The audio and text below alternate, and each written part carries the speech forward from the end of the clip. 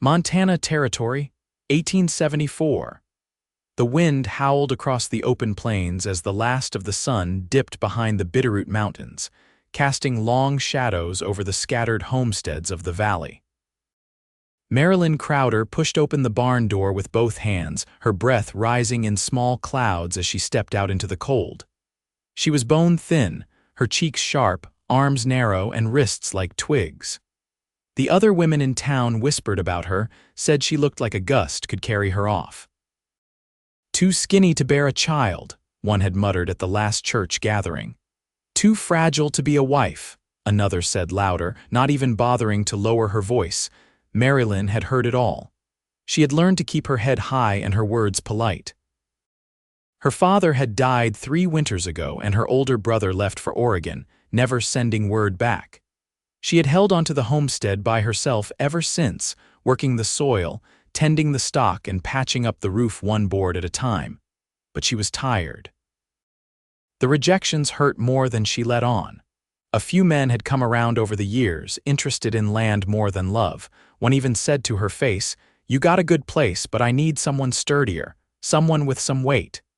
She had smiled then, nodded, and closed the door behind him. She had not cried. Not then. That changed the day she met Quillan Barrett. It was late spring when he rode into the valley, dust clinging to his coat and trousers, a rifle slung across his back, and a boy no older than 5 clutched to his side. The child's head rested against Quillan's shoulder, fast asleep. Maerilyn had been at the well when the sound of hooves stirred her attention.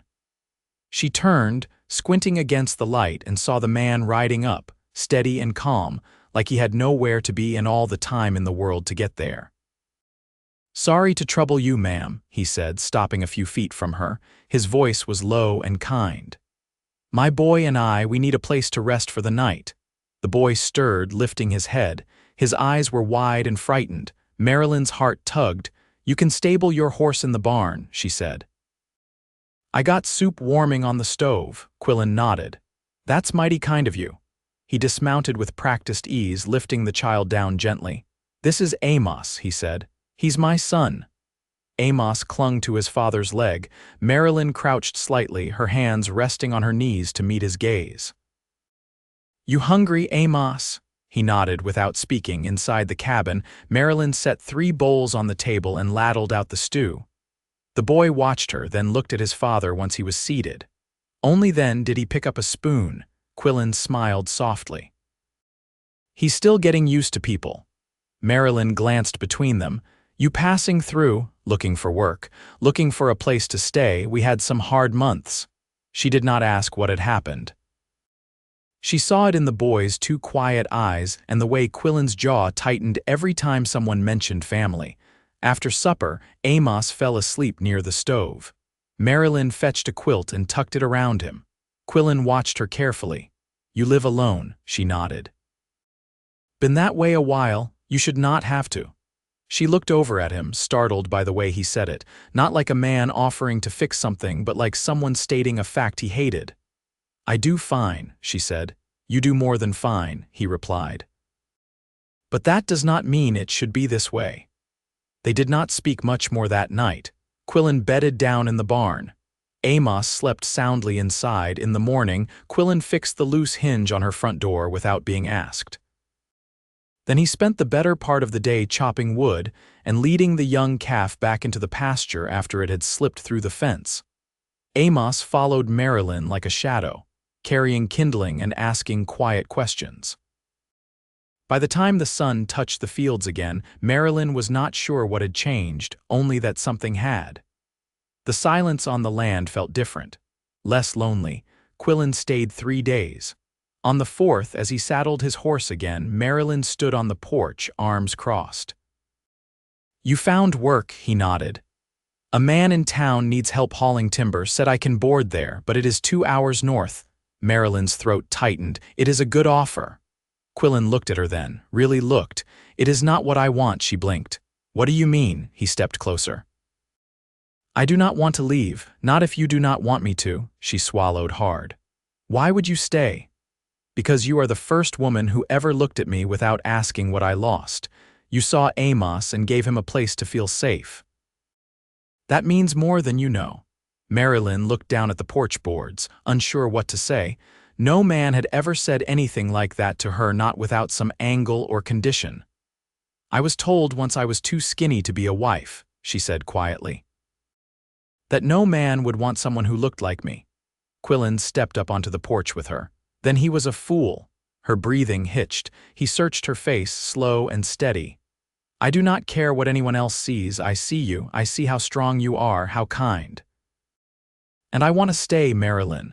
She stared at him for a long beat. Then she whispered, "You should ask me then." He reached for her hand. "Will you be my bride?" Tears welled in her eyes. Yes. From inside, Amos peeked out the window and smiled. He ran to the door and threw it open, his little voice ringing out. "Are you really gonna stay?" Quillan crouched down and opened his arms. "If Maerilyn will have us both." Amos ran into his embrace. Maerilyn stepped down and wrapped her arms around them both. For the first time in years, the air around the homestead felt full, not just with wind or work or worry, but with something warmer. Something like family. The wedding was small, held just before midsummer when the grass reached high enough for cutting and the sun lingered late into the evening. Pastor Ellis rode in from the next valley over, bringing his Bible and a pair of borrowed rings that had passed through many hands before. Maerilyn wore a dress she'd sewn herself from muslin she'd been saving for years. The sleeves were too long and the waist sat a little low, but Amos clapped when he saw her and said she looked like the sky when the wind was quiet. That was enough for her. They married under the cottonwood behind the house, the one that leaned east and dropped yellow leaves even in summer. The tree had stood through storms and drought, its trunk split from lightning long ago but still green-limbed. Quillan placed his hand on her back as they spoke their vows, steady and warm. Afterward they ate cornbread and dried apples on the porch. Amos fell asleep with his head in Maerilyn's lap, and she brushed the dust from his brow as Quillan watched the horizon. "You always this quiet after big things?" she asked. He nodded slowly. "Seems better to listen when the heart's full." She looked down at Amos, then back at Quillan. "You think he understands all this? He knows what it means when someone stays." There was no need to say more. The house changed in small ways after that. Quillan built a shelf near the hearth for Amos's things, a slingshot, a pine carving of a dog, a cloth-wrapped bundle of marbles. Maerilyn found her sewing kit always put away now, her thread spools lined up in a neat row. At night, she no longer heard the wind through the roof boards. Quillan had patched them with pine shingles he split himself. "What did your mother teach you?" she asked one evening while they sat near the stove, her mending basket between them. Quillan rubbed his thumb along the grain of the chair arm. "Not much. She died when I was young. My father taught me to keep my hands useful and my voice low. Said your work should speak louder than your temper." And Amos's mother, his gaze stayed on the fire. "She passed when he was 2. Fever took her before I could fetch the doctor." Maerilyn didn't say she was sorry. She reached over and placed her hand over his. His fingers curled around her slow, like a man remembering how to hold something without fear of breaking it. Amos took to calling her Mama one morning without ceremony. He was feeding the hens and shouted it across the yard, asking if she'd seen the rooster's missing feather. She'd paused mid-churn, heart-catching, then answered like it was the most ordinary thing in the world.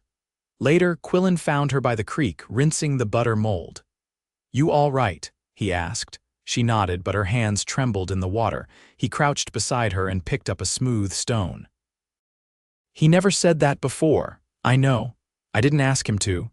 I know that too." She looked at him, her eyes shining with something she hadn't let rise until now. "I didn't think I'd ever be part of something like this." Quillan turned the stone over in his palm. "Neither did I."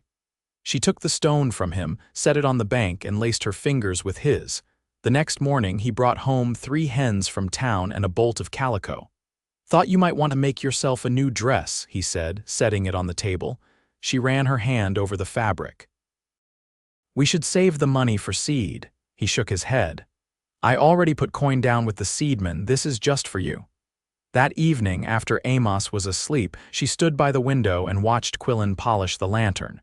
"Do you think we'll ever leave this place?" He looked up.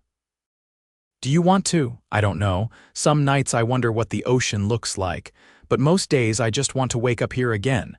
He set the lantern down. "Then we'll stay until you don't." She nodded, tears pressing at the corners of her eyes. She crossed the room and laid her head against his chest, the slow thud beneath her ear grounding her like the weight of earth.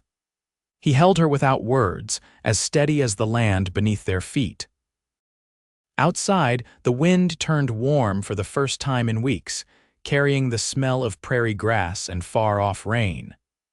The cottonwood rustled above the roof, its leaves whispering the promise of seasons still to come. By early autumn, the land had turned gold and rust, the grass dry beneath the horses' hooves and the sky clear most days. Quillan had built a new corral near the east edge of the property where the slope began to rise. He worked there in the mornings, teaching Amos how to guide the mule with soft hands and patient voice.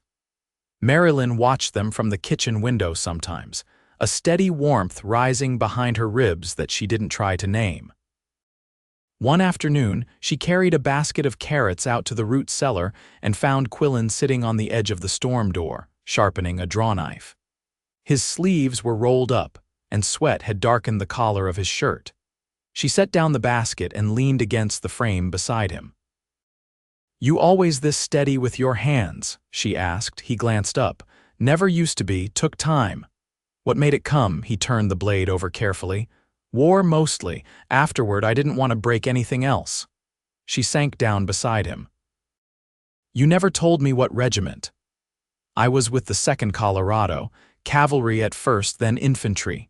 She traced the grain of the door's edge. "Did you volunteer?" He nodded. "Felt like the only right thing. Worked a ranch near Trinidad before that.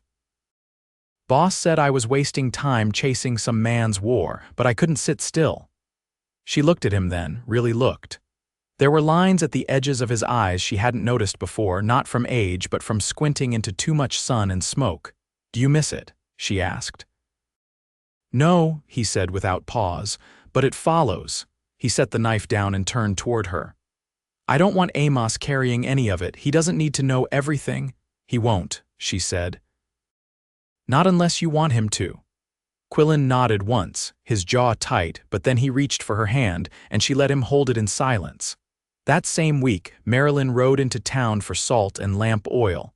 The mercantile had grown quiet since harvest season began, and Mrs. Tallow at the counter raised her brows when she saw Maerilyn walk in alone. "I heard you married that fella with the boy," she said, weighing out the salt. "Didn't think you'd ever take to a man, not after the way you kept to yourself." "I didn't take to a man," Maerilyn said. "I took to him." Mrs. Tallow didn't reply, just wrapped the salt and set it beside the bottle of oil. "Folks say he's decent." "He is," Maerilyn said. She didn't mention how Quillan had started carving small wooden animals for Amos at night or how he left his boots by the door without her asking. She kept those things for herself. On the way home, the sky darkened over the hills, and by the time she reached the homestead, the first drops had started to fall. She found Quillan on the porch, rolling up the oilcloth to keep it from blowing away. He took the reins as she dismounted. "Storm's coming quicker than I thought," she said, brushing her skirts. "I saw the line of it over the ridge an hour ago. You all right?" She nodded, slipping the parcel from her saddlebag. "Mrs. Tallow thinks you're decent." "That's so," he said, tying the horse to the post. "What do you think?" She looked up at him, rain beginning to tap the brim of his hat. "I think you're good at staying." He stared at her for a beat, then stepped close, resting his hand lightly at her waist. "I've been waiting a long time to have someone worth staying for." That night, after the rain passed, Maerilyn checked on Amos, who had fallen asleep with his arms wrapped around the little wooden badger Quillan had carved. She pulled the quilt over his shoulder and returned to the other room where Quillan sat by the hearth, oil lamp flickering low. "Amos asked me today what we'd do if another baby came," he said, looking into the flame. "Said he wouldn't mind sharing his bed if we didn't have space yet." Maerilyn leaned against the wall, her heart catching. What did you tell him? That if such a gift came, we'd be lucky and we'd make room. She walked over slowly, knelt beside his chair. Do you want more children? He turned to her. I want whatever you want, but yes, if it's possible, she nodded, her fingers lacing with his. I never thought I'd have someone ask me that, not without judging what I am. I don't care what you were told before, he said. I care about what we build now. They stayed there until the lamp burned low, the soft hush of the rain's memory still hanging in the air. The wind slid quiet beneath the eaves. In the dark, Maerilyn closed her eyes and let herself believe that she was no longer waiting for belonging, she had it. And it would not leave. By late October, the air held a bite in the mornings, and frost traced the edges of the windows before the sun could burn it off. Maerilyn had started waking earlier, pulling water from the well before the ground stiffened, and setting the stove before Amos stirred. Quillan took to mending harnesses inside once the daylight shortened, his hands busy while Amos recited words Maerilyn had written on scraps of paper and tacked to the wall. One morning, Amos sat at the table with his brow furrowed, a dull pencil gripped tight in his hand. What does earn mean? He asked, not looking up. Maerilyn folded the quilt she'd been hemming. It means to get something through work or effort, like how your father earned that mule by helping Mr. Renner with his roofing. Amos nodded slowly. Then how do you earn a home? Quillan set down the harness strap. By taking care of it, and the people in it. The boy seemed to accept that, but his silence lingered longer than usual that day. Later, while Amos played with a pair of old buttons beneath the porch steps, Maerilyn and Quillan shelled beans beside the open barn. The sun was still warm on their backs, but the wind had a dry rasp to it. He's asking deeper things now, Maerilyn said, splitting a pod down its seam. Questions that don't always have short answers. Quillan leaned forward, elbows on his knees. He's trying to understand what's solid. He's seen too much shift around him. She nodded, brushing a strand of hair from her cheek with her wrist. I don't always know how to help him feel sure. You already do, he said. He listens to you more than you think. She looked at him then, something quiet in her expression. I've never raised anyone before. You're not raising him alone. That night, they added straw to the coop and checked the cellar twice. The first snow could fall any week now, and Maerilyn had been measuring the larder in her head every night before sleep. Quillan had noticed. If you're worried about the grain, I can trade labor for more, he said while they shared bread by lamplight. She shook her head. I'm not worried, I just want to be sure we're smart. You've kept this place standing through worse, he said, his voice low with certainty. We'll make it through this, too. She watched him as he wiped his hands on the cloth beside his plate. You speak like you never doubt what's ahead. I doubt plenty, but I trust what we've built. The next week, a letter arrived from the post rider, addressed in a careful, unfamiliar script. Quillan opened it on the porch while Amos practiced tying knots at his feet. As his eyes moved down the page, his face went still. Maerilyn stepped out, drying her hands on her apron. Bad news, he handed her the letter. It's from my mother's sister. I didn't know she was still living. She read the lines carefully. The woman, living in Nebraska, had heard word through a passing trader that Quillan had come north. She had no children and wanted to know if he would visit before winter made the roads impassable. Will you go? Maerilyn asked, her voice even. He looked out toward the field. I don't want to leave you too, but if she's kin, I should see her once. She didn't question it. Then we'll go together. He turned sharply. You'd ride that far with the snow close. You said we're not raising Amos alone, she said. We're not living apart either. They left 3 days later, bundled thick and with Amos tucked between them on the wagon bench. The trip stretched long, cold wind, stiff joints, and nights made shorter by the crackle of a small fire, and the weight of quilts pulled to their chins. Quillan's aunt, Irene, lived in a sod house with one window that faced west and a line of dried peppers hanging over the threshold. She opened the door with a cane in one hand and a look of disbelief on her face. I never thought you'd come, she said. You're the last name I know from my mother's side, Quillan answered. They stayed 4 days. Irene had a sharp tongue and a sharper wit, but when she spoke of Quillan's mother, it was with a gentleness that made Maerilyn's throat ache. She showed them a locket with a pressed violet inside, said it had been tucked into her sister's Bible the week before she died. She loved fiercely, Irene said to Maerilyn one evening while the men fetched water, and she bore more than she should have had to. Maerilyn folded her hands in her lap. That seems to run in the family. Irene looked at her for a long moment. You're a good match for him, she said. Not because you hold him up, but because you don't try to fix what doesn't need fixing. They returned home just before the first snow fell. Amos had fallen asleep in Maerilyn's lap an hour from the homestead, and Quillan drove the last stretch beneath a sky thick with clouds. When they reached the house, Maerilyn stepped down and touched the porch railing, her breath rising in the cold. I didn't realize how much this place felt like ours until we left it. Quillan took her hand and pressed it to his chest. You made it feel that way. Inside, the hearth still smelled faintly of ash and the shutters creaked in the wind. Maerilyn lit the lamp while Quillan carried Amos to bed. Later, she found him standing by the barn, looking out over the dark field. She remind you of your mother, she asked. He didn't answer right away. A little. But mostly, she reminded me that it's not too late to know where I came from, and it's not too late to build something better from it. She stepped beside him, her shoulder brushing his arm. Then let's keep building. The snow came that night, soft and silent, blanketing the world in white. But inside the house, there was warmth and the sound of breathing in the dark and the strong, steady beat of a life being lived together. By the first week of December, the valley sat under a deep hush. Snow held to the fence posts and filled the dips between hills, and the creek that ran behind the barn had slowed beneath a thin skin of ice. Quillan rose early now, not for chores, but to keep the stove burning so Maerilyn wouldn't find the floorboards stiff with cold. Amos, prone to tangling himself in his quilts, had taken to sleeping with a wool sock on each hand. They had settled into winter as if it had always belonged to them. One morning, as Maerilyn sifted through the last of the flour, she paused and looked toward the window. We'll need to stretch it, she said aloud, though Quillan hadn't yet come in.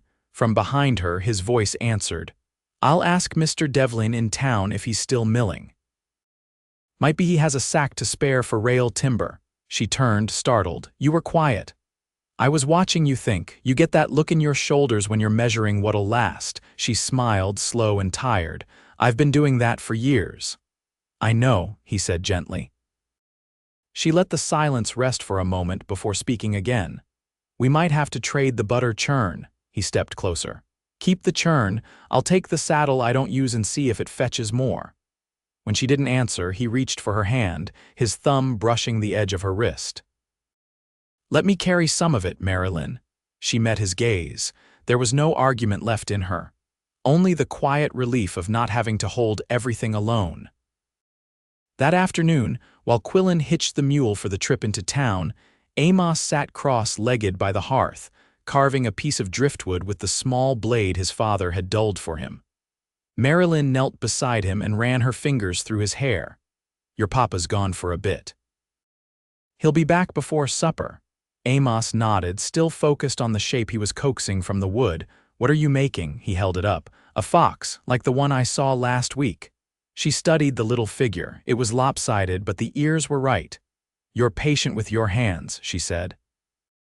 He looked up. Papa says patience is how things grow straight. Outside, the wind picked up, tapping the shutter against the sill. She moved to latch it, then stood watching the white stretch of field where Quillan's figure disappeared down the slope. She pressed a hand to the window pane and closed her eyes. It had taken years to learn what stillness meant. Not silence, not absence, but the kind of quiet you could trust to hold. That night, Quillan returned with a sack of flour, a spool of blue thread, and a tin of peppermint drops for Amos. I thought he deserved something sweet, he said, setting the tin in Maerilyn's palm. She opened it and saw the white rounds inside dusted soft. When's the last time you had any for yourself? Doesn't matter, he said simply. I have what I want now. Later, they sat by the fire, Maerilyn's legs tucked beneath her and Quillan's arm behind her shoulders. Amos had fallen asleep with the fox curled in his hand. I saw the doctor in town, Quillan said quietly. She looked over. You feeling poorly? No. I asked him to come out next week, her brow furrowed. Why? Quillan's voice held steady. He's going to look you over. She sat still. I know you've been sick in the mornings these past weeks. You thought I hadn't noticed. She lowered her gaze. I wasn't sure yet. I am, he said. I know what it feels like to wait for something you don't dare hope for. She turned into his chest, her breath shallow. If it's true, she whispered, what if I can't carry it to term? Then we hold each other through it like we hold everything else. She nodded and he kissed her temple. The doctor came 5 days later, his boots tracking snow across the porch, his breath clouding the room as he unpacked his satchel. He was kind, efficient, and careful with his words. When he left, he pressed Quillan's hand and gave a nod. You'll want to keep her warm and well-fed, he said. She's strong, let her be.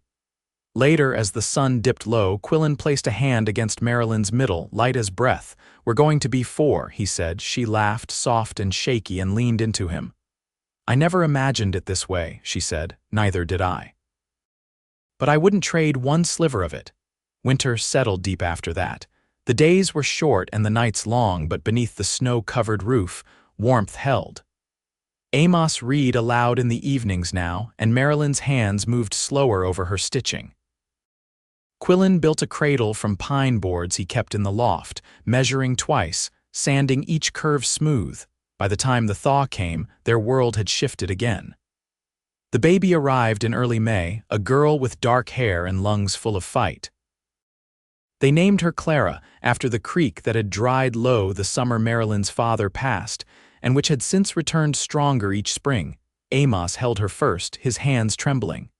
She's small, he said. She'll grow, Maerilyn replied, her voice hoarse with joy. That night, Quillan stayed near the bed, rocking Clara while Maerilyn slept, her face soft in the lamplight. He watched her breathe, watched the girl doze against his chest, and felt something settle in him that he hadn't known was still waiting. The next morning, Maerilyn woke to find him in the rocking chair, Clara curled across his lap. She sat up slowly. You didn't sleep. I didn't want to. She reached for his hand. You look content. I am, he said.